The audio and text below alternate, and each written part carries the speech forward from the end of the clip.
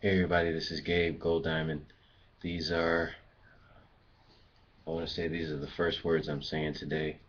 It's 8:40 in the morning, and I've been up since about 5. And I actually don't really want to talk right now, but I just got this really inspired idea that I want to share with you, and I think I'm choosing to do that. So anyway, I just woke up this morning feeling really clear, and I went and meditated. And I live in a place where people meditate. Everybody pretty much meditates or has some kind of spiritual orientation. And I went to a dome. Uh, Basically, I live in Fairfield, Iowa, and I used to go to a school called Maharshi University of Management, and they have two big domes that are dedicated to meditation only. And I went there today, and hadn't been there in a while, and it was really great. And so what happened was I got this realization, in my spiritual path, I'm always about being real and authentic with myself, as real as I possibly can. And I really don't like saying that because what is real? And people will say, we'll start that debate, which I think is kind of silly. But there are a lot of us in the world who are pursuing the spiritual path, and we approach it from only a human intellect, a human ego perspective. And we don't understand what it is that we're getting into. We don't understand what it is. We don't understand what the real goal is. We The real goal of any of all of us is to awaken from this collective dream that we have and realize and be in full self-realization, realizing that we are eternity, that we are infinity, that we are love and beyond. And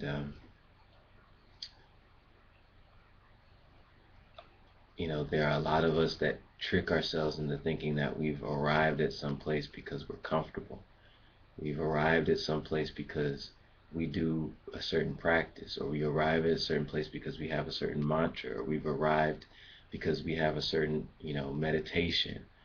And there are a lot of people who trick themselves and don't realize that they've tricked themselves because that's the nature of the mind.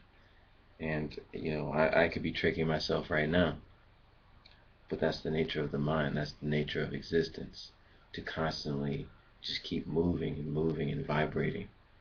And there's nothing wrong with it inherently, but when you get caught up in it and don't realize what is really important, the fact that you are none of these things. You aren't your body, you aren't your family, you aren't your situation, you aren't any of those things. You are the self, you are infinity, you are eternity, forever and always.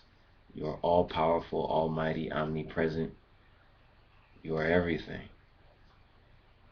And so with that, when people lose that understanding, they tend to trick themselves. And so you have a lot of these people who are on the spiritual path to negate that. Well, actually, let me continue. There are those that think that they've arrived because they're in bliss all the time, because they feel good all the time. And it's good to feel good. It's good to be in bliss, because that's a sign that you're getting closer to your true nature. The true nature of everything creates more good vibes within your own subjective experience. However, a lot of people get stuck there. They only want bliss. And then you have a group of people who are on a spiritual path. Every human being is on a spiritual path. Everything in the universe is on the spiritual path, because we are all one. We are all the self. We are all eternal. However, those that are more consciously on the spiritual path, meaning understanding, like, I'm trying to get here, they will there's another group of people who negates that, Who negates that? Who negates that? Who negates that? And they say, I'm not doing that. I'm not. This is not all about bliss. This is the real world. I'm grounded. Da da da da da da da da da.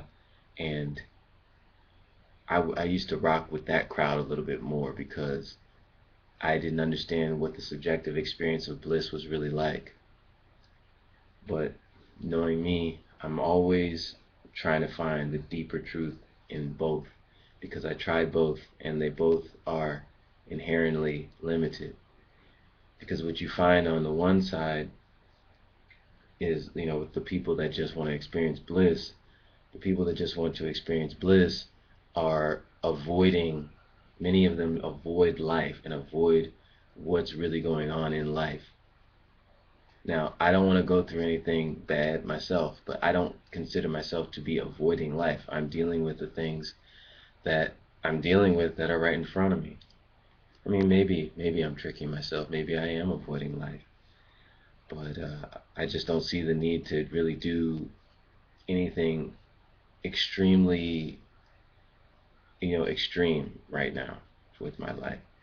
And then there are those that go against the blissers, the people that are about bliss all the time, and they seem to be coming from a state of anger, and I'm talking about those that aren't enlightened people.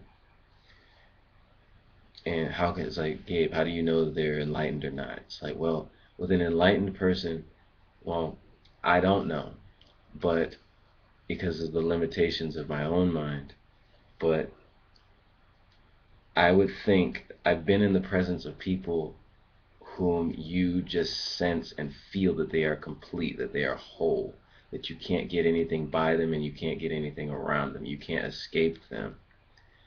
And so, there's some people where you could say this or do that and you can get around them just spiritually. You can get by them. You can fool them. You can trick them. And not that I'm going out of my way to fool or trick them. It's just that some people you could just sense that you can get around them in certain ways. And there are other people whom you don't feel like you can get around at all in any way, shape, or form because they are complete. And I'm talking about people who are not like that. People who fight the blissers, they seem to have a lot of anger, and it's because they live in a world where they have to constantly fight and destroy. And why am I saying all this? The point is, the realization came to me, how do I unite these two realities? Now, the whole thing is, I may be completely full of shit, and I will come to a completely different realization 10 minutes from now, because that's the nature of existence. All that matters is the self. It doesn't matter like what realization I come up with, but I think that this is important right now. And you have the blissers who some of them avoid life, avoid pain, avoid struggle, meaning their own challenges that are their own bullshit. They avoid their own bullshit. They don't go out seeking trouble. They just avoid their own bullshit. And then you have the people who throw themselves completely into their bullshit. They're very extreme, and they fight against the blissers. They they're like, you guys are so full of shit. And yet there's still an attachment there. There's still bullshit there. And so the realization came to me, because you have to do the work. You got to deal with your own bullshit. The realization came to me is that we do the work in order to experience a life of bliss and to know the truth of ourselves, to be the truth of eternity. And I was drinking water from the water fountain, and I was just, because I had just come from the dome, I was just like, man, everything is blissful, everything is happy, everything is beautiful.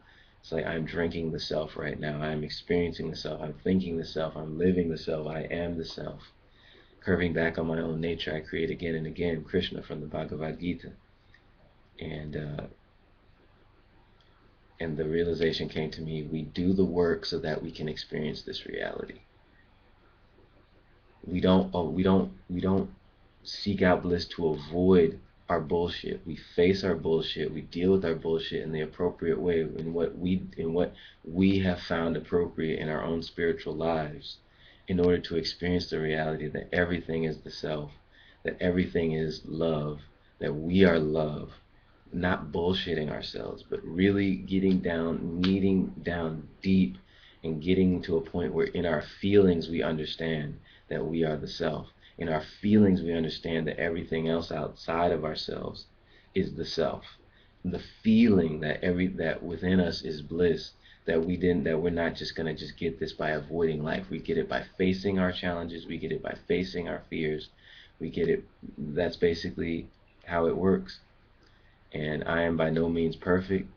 I still experience myself being here, so there's still part of me that I need to face. There are challenges that I still need to go through. But that's the realization I came to. So it's like, do your work. Do your work. Face your bullshit. Face your bullshit. When you face your bullshit and the bliss comes, you know you've earned it. A lot of people don't like the word earn, especially in the spiritual community. But it's like, it doesn't mean that you didn't deserve it before. The earn is proving it to yourself, proving it to the constructs of your own mind, not to anyone else. And there's a you have to work with that construct for a little while.